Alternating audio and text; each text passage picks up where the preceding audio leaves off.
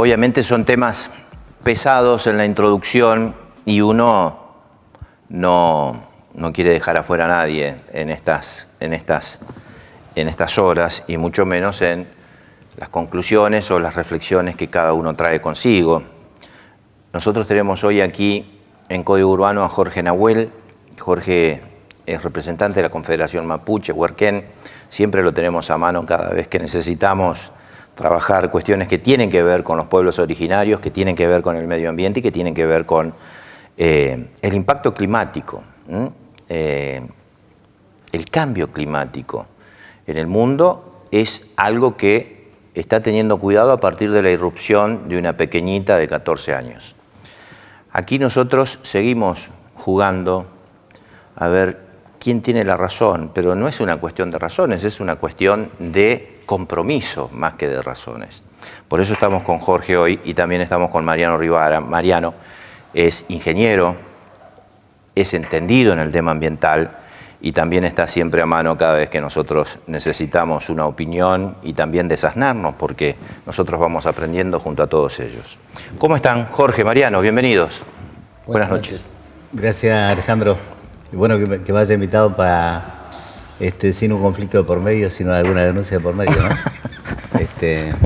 Y porque además es un tema, como decís vos, crucial, lo está en la agenda de los principales políticos de la provincia, y sin embargo las consecuencias se están viendo todos los días.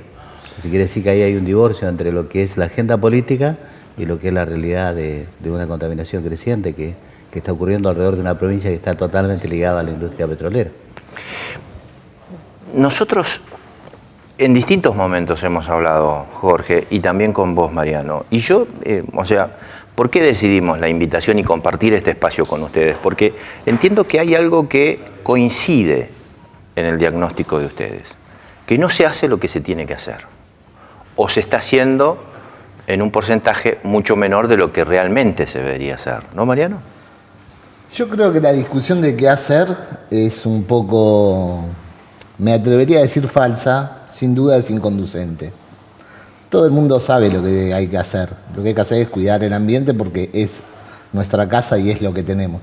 Me parece que la verdadera discusión es cómo se cuida el ambiente. Ese cómo define acciones, define prioridades, define actores, define posiciones. Yo creo que al cuidado del ambiente convergen muchas cosas. Le diría, por ejemplo, hay una cuestión muy fuertemente hipócrita en la sociedad con respecto al cuidado del ambiente. Queremos un ambiente sano, pero no queremos los precios que hay que pagar por un ambiente sano, y no solamente precios económicos.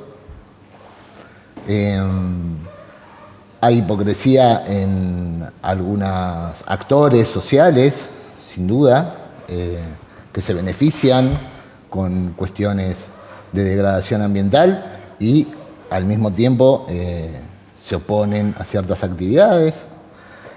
Hay una cuestión de falta de confianza. Me parece que esto impacta muchísimo en la autoridad de aplicación, en el poder político. Y la confianza es algo que se construye.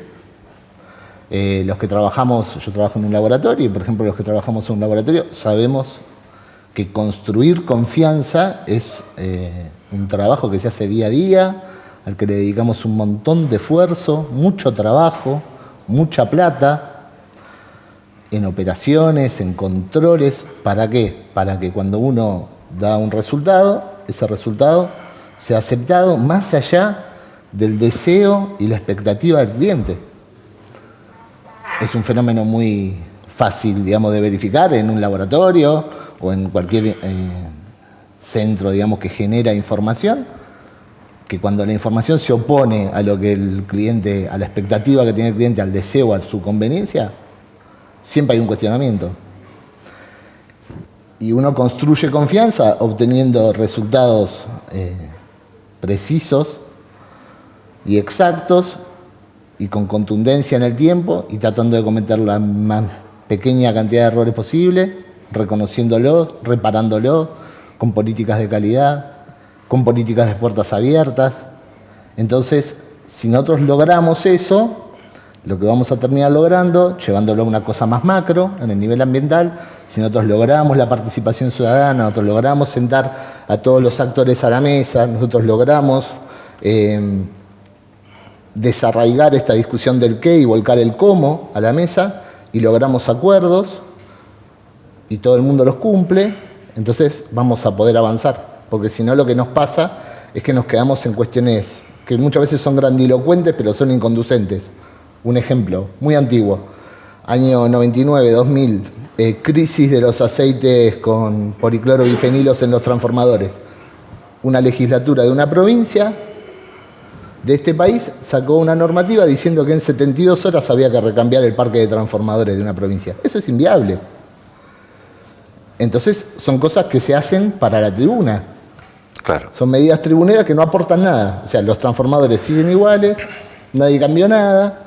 En cambio, yo lo que planteo en general en estos casos es un trabajo mucho más constante, mucho más dedicado, delicado también, y del cómo, de que encontremos los puntos donde todos nos unimos en el bien común que todos decimos querer defender. Si no, alguien se va a tener que sentar a una mesa a decir, miren, ¿sabe qué? A mí el ambiente no me importa.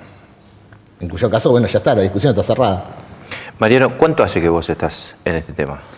Y yo hace más de 30 años que trabajo 30 años. en laboratorio, sí. ¿Aquí en Neuquén, en la zona? No, he trabajado en distintos lugares, varios laboratorios de Argentina, he trabajado en el exterior, he trabajado en distintos...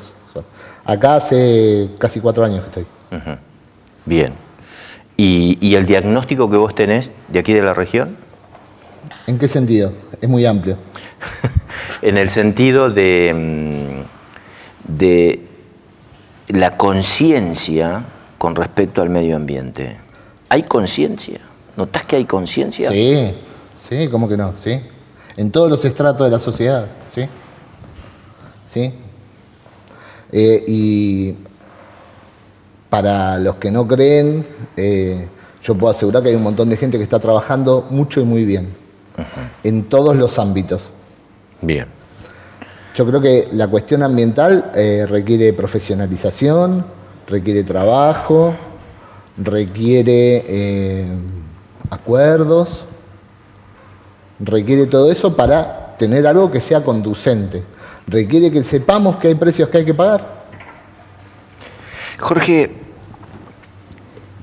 no te voy a preguntar la edad porque no, para que no te salte la ficha, pero digamos, más o menos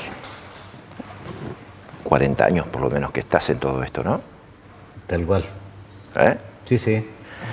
Nosotros, la Confederación Mapuche tiene 50 años. Y en el año 83, que es donde se retoma un poco todo el ritmo político, retomamos el funcionamiento de la Confederación. Y porque las banderas de ustedes siempre fueron las mismas. Han ido evolucionando, obviamente, pero el reclamo de la defensa del Estado, del hábitat, del ambiente, en cada lugar en donde ustedes están, siempre fue ese reclamo, siempre estuvo. ¿Qué es lo que vos notás? ¿Que ha cambiado? ¿Ha cambiado en algo o sigue todo igual? Qué bueno que lo remarques, porque es así. A veces todo lo relacionado a la demanda mapuche está muy ligado siempre a conflictos, ¿no? Y tiene que ver con la defensa de una forma de vida, una cosmovisión, que está absolutamente arraigado en la relación con el entorno natural. ¿No? La cultura mapuche no se puede desarrollar si no es recuperando toda esa forma tradicional que nuestra cosmovisión indica, donde somos parte no somos dueños de la tierra, somos parte de la tierra. Por lo tanto, nuestra existencia se proyecta o se ve amenazada de acuerdo a cómo logremos preservar nuestro entorno natural. Y eso está muy agredido porque cuando vos preguntás cómo estamos hoy, podríamos decir que desde un punto de vista optimista estamos mucho mejor porque ha habido un enorme avance en el campo normativo. Claro.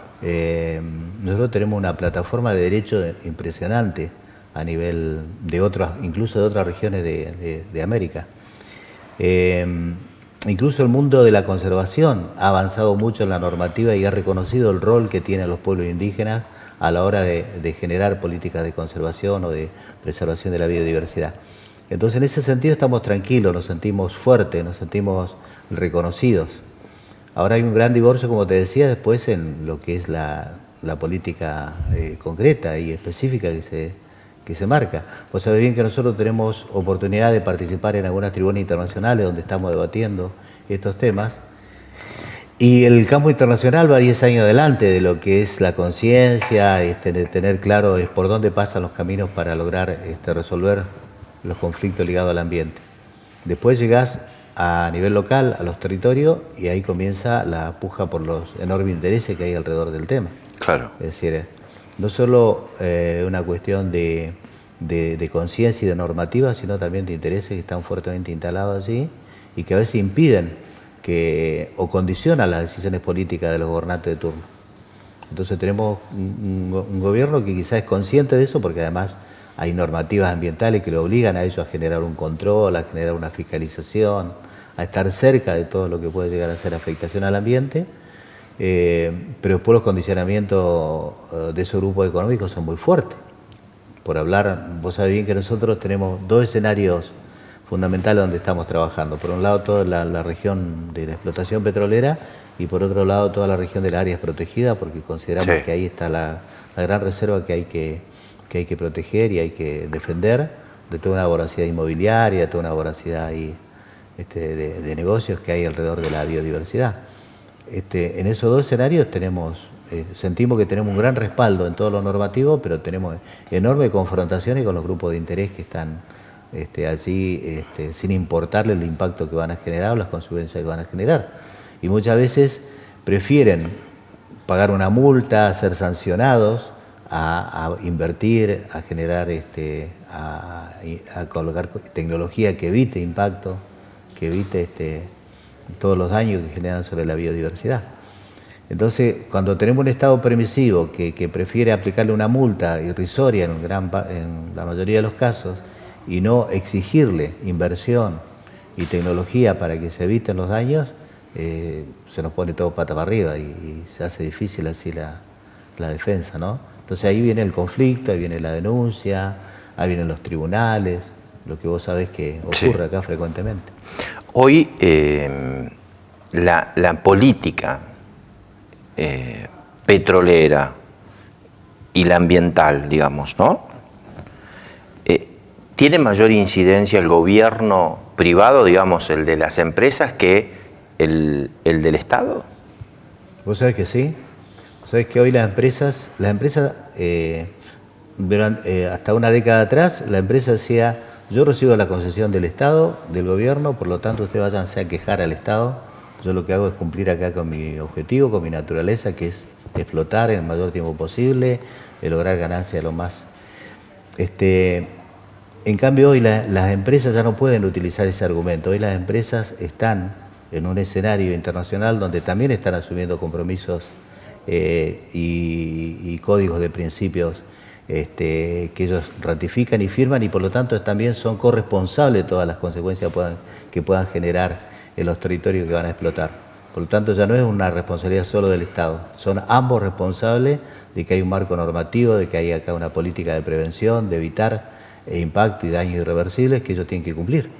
Entonces ya no es tan fácil que ellos puedan eludir esa responsabilidad. ¿Vos, Mariano, cómo lo ves? No sé si tengo una opinión formada para definir si gobierna el gobierno estatal o si gobierna el gobierno de las empresas. No creo. A boca de jarro diría que no. Obviamente hay un juego de intereses y de poder impresionante. En el 2015 Estados Unidos, el Congreso de Estados Unidos eximió del control de la Agencia de Protección Ambiental y de 3 leyes fundamentales, la Energy Act, la Clean Water Act y la Clean Air Act, a todos los efluentes generados en operaciones no convencionales. No vamos a dar el nombre de la empresa, pero esa enmienda tiene el nombre de una empresa petrolera. ¿Qué es lo que hicieron? Bajándolo al castellano. Les dijeron, bueno, toda esta parte, en vez de que la controle la Agencia de Protección Ambiental, queda por afuera. La corrieron, así. Por ley. Por ley. una enmienda del Congreso, un lobby de la un hostia. lobby infernal. Entonces, o sea, yo lo que planteo, cuando dije esto de la discusión del cómo, es que salgamos de estas cuestiones hipócritas. Hace 20 años, y los que llevamos en esto, yo llevo en esto desde los 18, y ya pasé la cuarentena larga, hemos visto cómo han ido cambiando, las herramientas han ido mejorando, coincido plenamente con lo que dice Jorge, las herramientas que hay hoy a nivel internacional no se comparan con las que había hace 10 años, 15 o 20. Tenemos que sumarnos a eso, Claro. Necesitamos darle dinámica. Imagínense que hoy por hoy estamos trabajando con normativa del año 93 a nivel nacional. Pasaron casi 30 años. Sí. O sea, o le pegamos una actualizadita o, vieron, seguimos planificando nuestro viaje como si fuéramos en un Forte, y la vida no va en un Forte, va en autos que andan un poquito más fuerte. Entonces, yo creo que si no, y para eso hace falta, esto que yo le digo desde mi punto es clave, es profesionalización. Hoy, por ejemplo, en la autoridad de aplicación a nivel local empezamos a tener una fuerte carga de gente técnica. Entonces las discusiones caminan otro camino.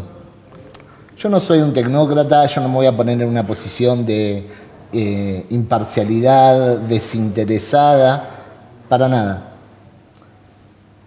De última, por mi situación actual particular, yo diría que tengo una posición bastante ajena al fenómeno y muy focalizada en el control, con lo cual Claro. me deja en una posición medio como Árbitro. de poco impacto, digamos. Árbitro. Claro, digamos, de poco impacto.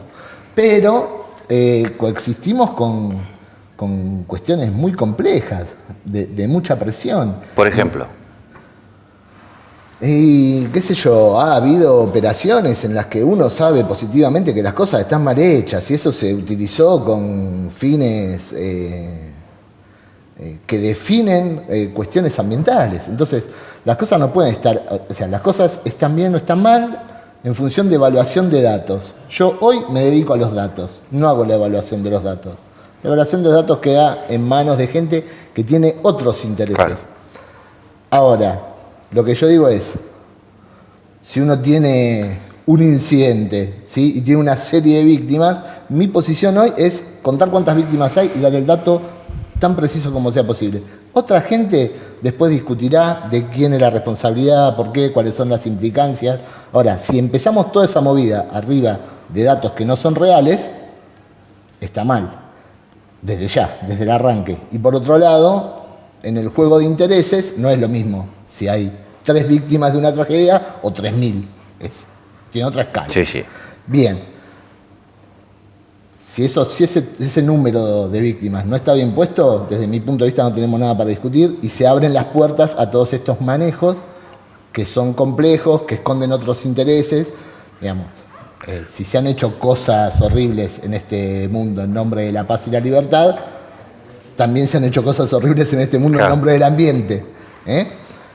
Y la gente tiene que ser consciente que el paradigma del siglo XXI, desde mi punto de vista, es la sustentabilidad. ¿Esto qué es? Es que podamos hacer todo lo que estamos haciendo por muchísimo tiempo más.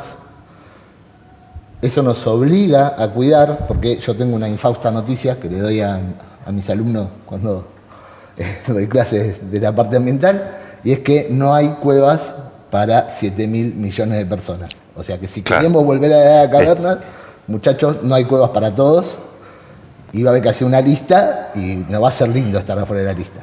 Entonces, esa opción de esnobismo ambiental, diciendo volvamos a una situación anterior, es inviable. Simplemente es inviable. No hay manera. Lo que tenemos que hacer es garantizar que podamos tener una buena condición de vida, nosotros, las generaciones que siguen, la próxima, el uso de los recursos, integrar estas cuestiones, como planteaba Jorge, de la cosmovisión de otros, digamos, llamamos así, subculturas, ¿sí?, que tenemos que coexistir. Si no, desde mi punto de vista, es abrirle la panza a la gallina de los huevos de oro para ver qué tenía. Yo tengo la sensación a ver si vos, Mariano, a partir de todos los años que tenés no de edad, sino trabajando, me da la sensación de que este es un momento, o que a partir de ahora viene un momento en el cual la cultura de nuestros hermanos mapuches va a estar puesta en valor. La vamos a comenzar a poner en valor, porque tiene que ver con el origen mismo, ¿no? Y yo por ahí lo interpreto un poco, Jorge. Yo tengo, mi abuelita ya ha fallecido hace algunos años atrás, Mercedes, que siempre la nombro en algunos momentos del programa de radio. Cito algunos ejemplos con algunos dichos de mi abuela.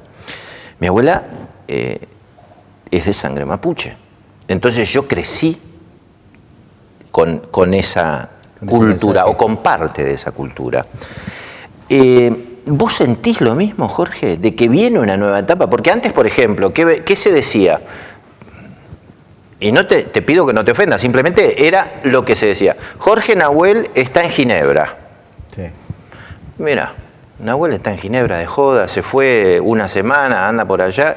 Y en realidad ustedes lo que iban a hacer era esto. Claro. En menor escala, ¿no? Reafirmar derecho y después traerlo acá como una experiencia práctica para... De ahí se generaron todas las políticas, pocas políticas públicas hay para pueblo indígena, el comanejo, la reforma constitucional, el poder establecer la ley de reglamento territorial, surgieron de esos compromisos que Argentina suscribe, que nadie los ve, pero nosotros sí lo vemos porque somos testigos de lo que suscribe y después le decimos, bueno, ¿qué hacemos en casa ahora? Pero no obstante eso, yo creo que sin ir, a mí me parece importantísimo la valoración que haces y además porque nosotros trabajamos para eso, para entender que aquí hay una crisis de un modelo que está sostenido en la explotación de la naturaleza que nos lleva a todo a un suicidio. Entonces, no puede continuar esa lógica porque lo que está ocurriendo en Chile, lo que está ocurriendo en Ecuador, lo que va a ocurrir en Brasil, porque Bolsonaro no puede seguir esta lógica que está aplicando, que es absolutamente capitalista y con todos los otros componentes que él tiene, este personaje oscuro, ¿no? Pero no va a poder seguir, va a ser inevitable la crisis, porque los mismos pueblos indígenas están reaccionando y no es casualidad que sean actores en el conflicto en Ecuador, en el conflicto que hay en Chile, en el conflicto que hay en Bolivia. Los pueblos indígenas son actores de ese conflicto porque están cuestionando este modelo. El mismo escenario de cambio climático que se está dando a nivel global, ahora ese debate, uno de los ejes que la sociedad plantea, no los gobiernos, la sociedad plantean, y que es motivo de grande confrontación, a veces hasta violentas, es que el problema del cambio climático es que exige un cambio de modelo.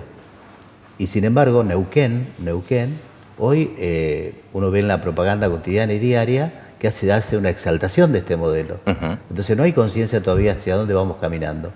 A pesar de que tenemos una constitución provincial que es sumamente sabia en ese sentido, porque la constitución provincial, y en ese sentido yo puedo reafirmar con toda autoridad que la explotación no convencional es hasta anticonstitucional, porque la misma constitución dice todo lo que sea utilizado como renta petrolera debe ser utilizado para explorar otras alternativas energéticas que superen y no puede ser utilizado para gasto corriente.